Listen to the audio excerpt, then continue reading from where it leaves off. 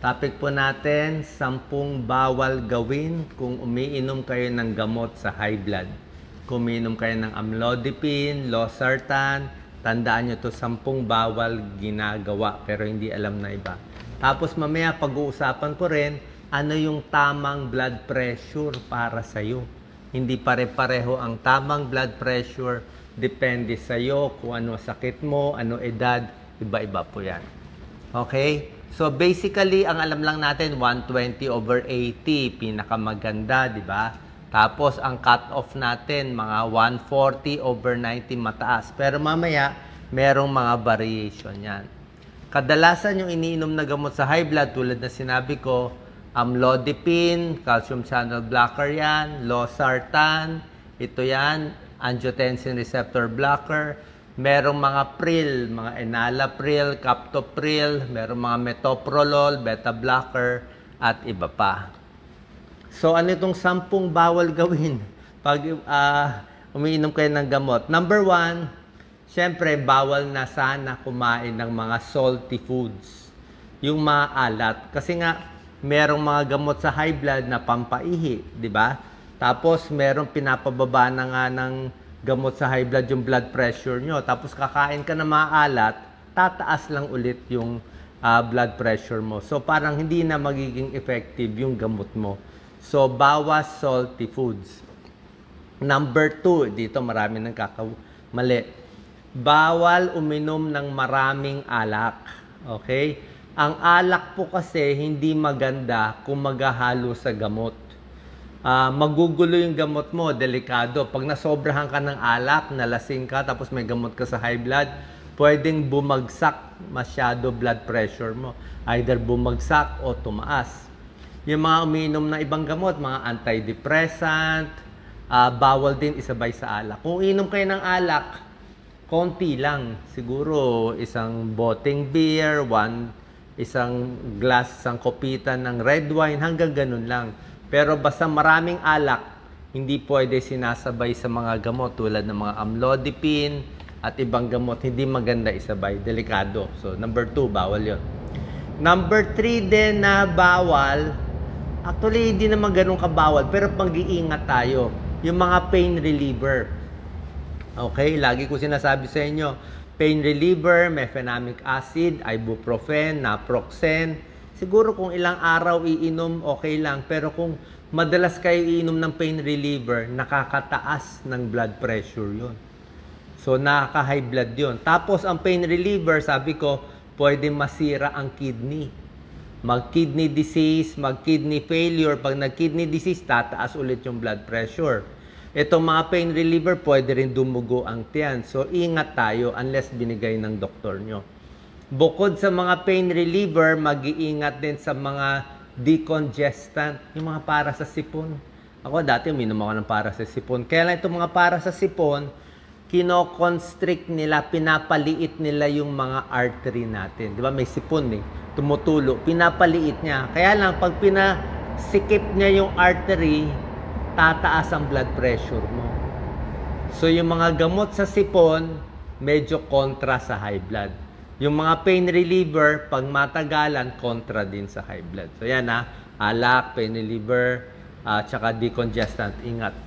Number 4. Number 4, pag-iingatan din natin, ito, yung pag-inom ng grapefruit juice.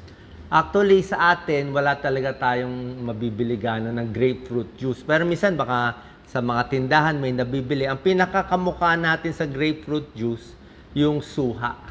Diba? May suha tayo. Yung suha, parang kamag-anak siya ng grapefruit juice eh.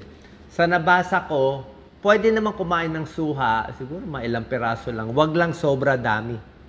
Kasi itong grapefruit juice or yung suha, pag dinamihan mo masyado, pwedeng tumaas yung level ng gamot mo sa high blood. Ano ibig sabihin? Kung dati ang level niya 5 mg, uminom ka ng grapefruit juice, o baka itong meron kang sinabay na iba, mga pain reliever, pwedeng tumaas yung level sa dugo mo. So, pwedeng bumagsak yung blood pressure mo. Kasi may interaction yung grapefruit juice, yung suha, tsaka ibang gamot sa gamot ninyo. Okay, so wag paghahalo. Proven po yan. Number 5 na bawal gawin kung umiinom kayo ng gamot sa high blood, ito super bawal to. Bawal mabuntis. Okay?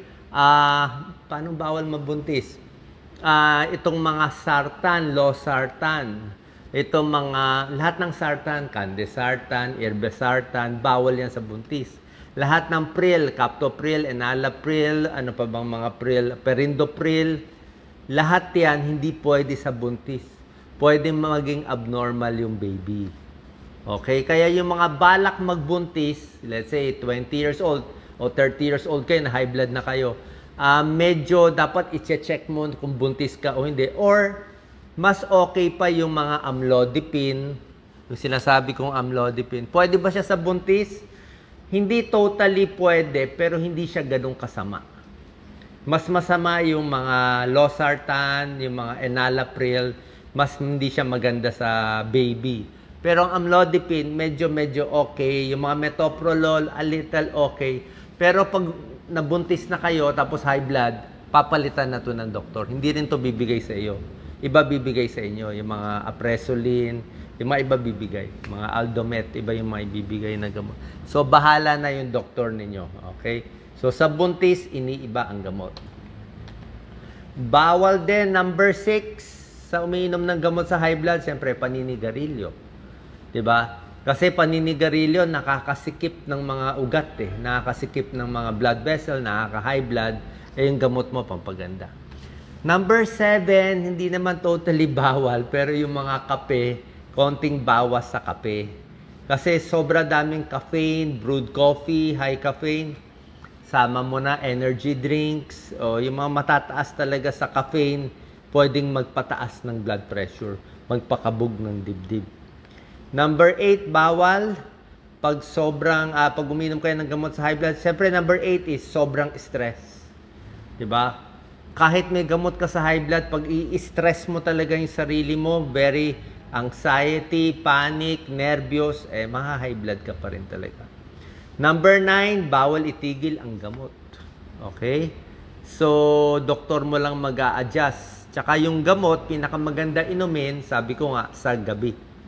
Sa gabi, basically, mas maganda inumin yung gamot. Depende sa doktor nyo, kung twice a day, may umaga, may gabi. Pero kung isa lang ang choice, mas maganda sa gabi iniinom para protected kayo sa early morning. And number 10, ayaw mo rin yung high cholesterol diet na matataba. Diba? Yung mga maraming saturated fat, trans fat, nakakabara na ugat. So yan po, yung mga pag-iingatan natin kung umiinom kayo ng gamot sa high blood.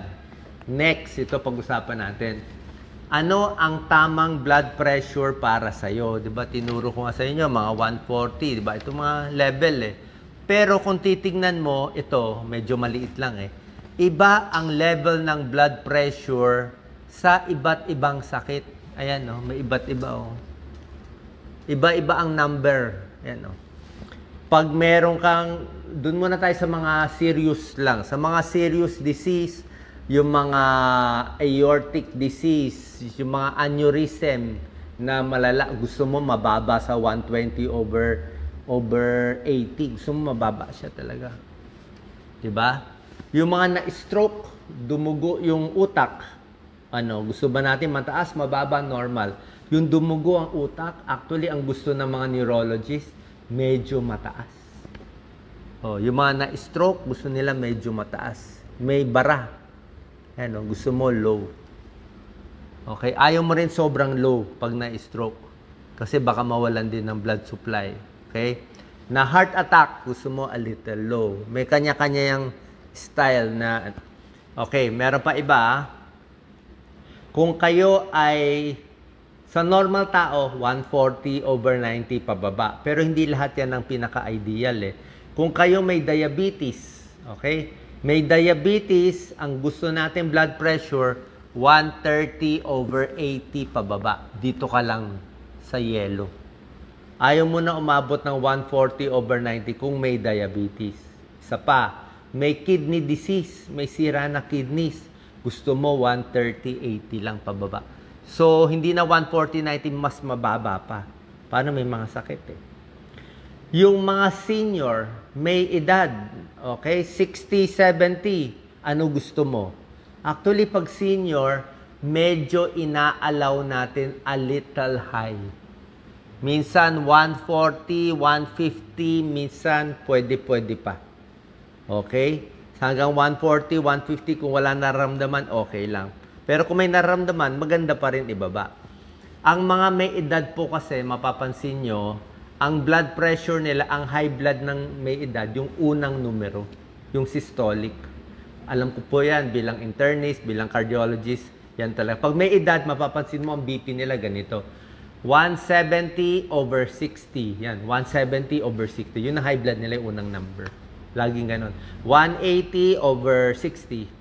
Yung mga bata, iba naman ang high blood. Yung mga edad 30, 40 years old. Ang high blood nila, yung diastolic, yung numero sa baba. Yung mga batang may high blood, mga edad 30, ang blood pressure nila ganito.